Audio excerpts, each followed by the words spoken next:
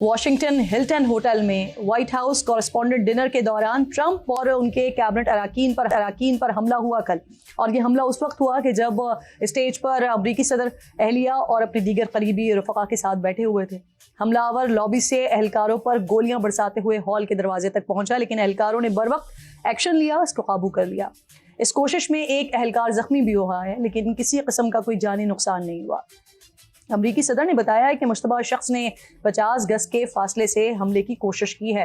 Fox news کو صدر Trump نے انٹرویو دیا تو انہوں نے بتایا کہ حملہ آور عیسائیوں سے نفرت کرتا تھا.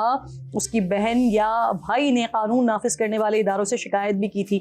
ٹرمپ اب خود یہ تاثر دے رہے ہیں کہ حملہ مذہبی عقائد کی بنیاد پر کیا گیا ہے. حملہ آور کی شناخت کال تھامسن ایلن کے نام سے ہوئی ہے، جو اعلیٰ تعلیم یافتہ اور کیلیفورنیا کے شہر ٹورنس کا رہائشی ہے. کال تھامس نے 2017 میں کیلیفورنیا انسٹیٹیوٹ آف ٹیکنالوجی سے گریجویشن کیا ہے، جبکہ 2025 میں اس نے کیلیفورنیا اسٹیٹ یونیورسٹی سے کمپیوٹر سائنسز میں ماسٹر کی ڈگری حاصل کی ہے. حملہ آور ایک پارٹ ٹائم ٹیچر ہے، گیم ڈیولپر ہے.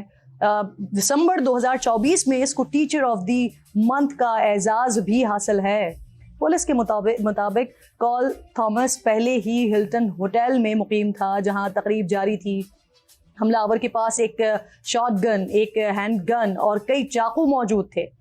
ٹرمپ کی سیکیورٹی پر سنگین سوالات اٹھ رہے ہیں کہ کیسے حملہ آور اتنا اسلحہ لے کر ہوٹل میں رہ رہا تھا اور کیسے تقریب کے اندر پہنچ گیا.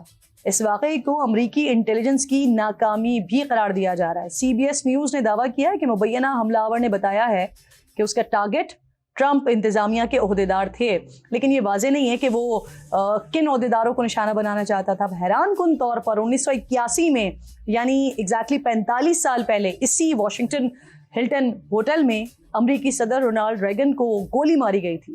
وہ شدید زخمی ہو گئے تھے لیکن جان بچ گئی تھی. موجودہ امریکی صدر ٹرمپ پر کل رات پہلا حملہ نہیں ہوا. جولائی 2024 میں پینسلوینیا میں ایک انتخابی ریلی کے دوران ان پر گولیاں چلائی گئی تھیں اور ایک گولی ان کے دائیں کان کو چھوتے ہوئے گزری تھی. اہلکاروں نے فوری طور پر ایکشن لیا تھا، حملہ آور کو ہلاک کر دیا تھا. حملہ آور کی شناخت بھی تھامس کے نام سے ہی ہوئی تھی، جو رجسٹرڈ ریپبلکن تھا، یعنی ٹرمپ کی پارٹی کا ہی کارکن تھا، اور اس کا پہلے سے کوئی مجرمانہ ایک کرمنل ریکارڈ موجود نہیں تھا. ستمبر 2024 میں ویسٹ پام بیچ میں گولف کلب سے ایک مشتبہ حملہ آور کو گرفتار کیا گیا تھا جو جھاڑیوں میں چھپا ہوا تھا. فروری 2026 میں ایک مسلح شخص نے فلوریڈا میں ٹرمپ کی رہائش گاہ میں داخل ہونے کی کوشش کی، لیکن سیکورٹی اہلکاروں کے ایکشن میں مارا گیا. حملے کے وقت صدر واشنگٹن میں تھے. اب حیران کن طور پر کسی بھی کیس کا حتمی نتیجہ آج تک سامنے نہیں آ سکا کہ آخر ٹرمپ پر حملے کیوں ہوئے، لیکن ان حملوں کا سیاسی طور پر ٹرمپ کو فائدہ ضرور ہوا ہے. 2024 میں ٹرمپ پر حملے کے بعد ان کی پاپولیرٹی میں اضافہ ہوا تھا اور الیکشن کے نتائج ان کے حق میں آئے تھے. اس وقت بھی جب ان کی مقبولیت، اب موجودہ حالات میں اس وقت جب ان کی مقبولیت ایران جنگ کی وجہ سے کم ترین سطح پر ہے، یعنی مختلف سرویز بتاتے ہیں کہ 37% پر ہے، تو ایک اور حملہ ہوتا ہے. یقیناً اس سے پھر انہیں ہمدردی اور سپورٹ ملے گی. آج صبح ناظرین اس افسوسناک واقعے کے ایک اور منظر نے ذہن کو جھنجھوڑ کر رکھ دیا. جب فائرنگ ہو رہی تھی، بھگدڑ مچی ہوئی تھی، تو فوٹیجز میں حملہ آور خواتین، جن میں وائٹ ہاؤس کی ترجمان بھی شامل تھیں، ان کو اپنی جان بچاتے ہوئے محفوظ جگہ تلاش کرتے ہوئے ادھر ادھر بھاگتے ہوئے دیکھا جا سکتا ہے. یقیناً انہیں خود سے زیادہ ان ننھی جانوں کی فکر ہوگی جو ابھی اس دنیا میں نہیں آئے ہیں.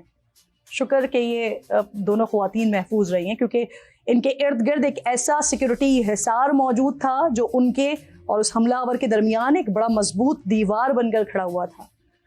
لیکن ان فلسطینی، شامی، عراقی اور لبنانی ماؤں کا کیا کہ جن پر بم برسائے جاتے ہیں، ہسپتالوں تک کو نہیں بخشا جاتا. ان کشمیری ماؤں کا کیا کہ جن کے پیٹ چاک کر دیے جاتے ہیں. ان ایرانی ماؤں کا کیا کہ جن کے بچے اسکول پڑھنے جاتے ہیں لیکن کبھی واپس نہیں لوٹتے. وہ سب بھی انسان ہیں لیکن بس مسلمان ہیں. اسی لیے انہیں بچانے کے لیے ہیومن شیلڈ آتی ہے، نہ ہیومینٹی. اس پر بات کرنے کے لیے پروگرام میں مجھے جاوید ملک صاحب، جو کہ سابق سفارتکار ہیں، جوائن کر رہے ہیں. اسد حسن صاحب میرے ساتھ موجود ہیں جو کہ صحافی ہیں واشنگٹن سے. میجر جنرل ریٹائرڈ زاہد محمود صاحب بھی پروگرام کے اگلے حصے میں میرا ساتھ دیں گے. اسد حسن صاحب بہت بہت شکریہ آپ کا. سب سے پہلے تو جو ڈیٹیلز اب تک صبح سے اب تک جو کچھ سامنے آ رہی ہیں کچھ میں نے بھی ناظرین کو بتائی ہیں, آپ بتائیے گا کیا ابھی تک یہ معلوم ہو سکا ہے کہ جو حملہ آور آیا تھا اس کا بیسکلی آبجیکٹو کیا تھا, مقاصد کیا لے کر آیا تھا, اکیلا ہی آیا تھا یا کوئی پلاننگ وغیرہ بھی تھی؟ کیونکہ اتنے بڑے ایونٹ میں آنا, وہاں پر آ کے رہنا اور اتنا سارا اسلحہ ساتھ لے کر آنا, تو یقیناً کوئی نہ کوئی منصوبہ بندی تو پیچھے ہوگی. اس بارے میں کچھ پتہ چل سکا ہے اب تک؟ جی بہت شکریہ. لیکن آپ نے کم و بیش وہ تمام تفاصیل بیان کر دی ہیں جو ابھی تک انویسٹیگیشن کے نتیجے میں سامنے آئی ہیں, اور اس طرح کے انسیڈنٹ کے بعد ایجنسیز, لا انفورسمنٹ انسٹیٹیوشنز وہ بھی بہت احتیاط سے اور بہت محتاط انداز میں گفتگو کرتے ہیں. وہ نہیں چاہتے کہ کوئی ایک ایسا جملہ آگے چل کے پروسیکیوشن کے اندر مشکلات پیدا کرے, اور سیکنڈلی وہ کیا سرائیوں سے گریز کرتے ہیں, سوائے اس کے کہ جو نئی انفارمیشن آپ کہہ لیں یا پریزیڈنٹ ٹرمپ نے جو یہ کہا ہے, جو آپ ان کی پریزیڈنشیل سیکیورٹی کے ریفرنس میں بات بھی کر رہی تھی, کہ لگتا ہے کہ دنیا کا سب سے مشکل ترین اور سیکیورٹی کے اعتبار سے سب سے جو چیلنجنگ پوزیشن ہے وہ ان کا آفس ہے, یعنی وائٹ ہاؤس میں بطور پریزیڈنٹ خدمات سر انجام دینا. پچھلے 2 سال کے عرصے میں کم و بیش یہ تیسرا ایسا انسیڈنٹ ہے جس کے اندر پریزیڈنٹ ٹرمپ کی جو سیکیورٹی ہے وہ کمپرومائز پوٹینشلی ہو سکتی تھی. اس میں بھی جو بھی بتایا گیا ہے, جیسے آپ نے کوٹ کیا, کہ سیکیورٹی آفیشیل یہ بتا رہے ہیں کہ اس میں ان کے ٹرمپ ایڈمنسٹریشن کے یا وائٹ ہاؤس آفیشلز اس کا ممکنہ ہدف تھے, لیکن احتیاط کے ساتھ انہوں نے یہ بھی کہا ہے کہ انکلوڈنگ ٹرمپ. سو اس کا مطلب ہے کہ وہ بھی ٹارگٹ تھے. اور ایک وہ جملہ جس میں وہ کہتے ہیں کہ وہ ہیٹر ہے, اور اپیرنٹلی یہ پریزیڈنٹ ٹرمپ نے یہ کہا ہے کہ وہ ہیٹر ہے, اور اپیرنٹلی وہ کرسچین سے نفرت کرتا ہے. تو ابھی تک تو اس انسیڈنٹ کے بیک ڈراپ میں یہی انفارمیشنز آئی ہیں, اور جیسے جیسے ایک بات آگے بڑھے گی ان کے فرینڈس کو, فیملی کو, کچھ باتیں, کیونکہ آپ کو پتہ ہے کہ جب آج کل سوشل میڈیا کا زمانہ ہے اور جب کوئی چیز آتی ہے تو اسپیکولیشنز بہت زیادہ شروع ہو جاتی ہیں.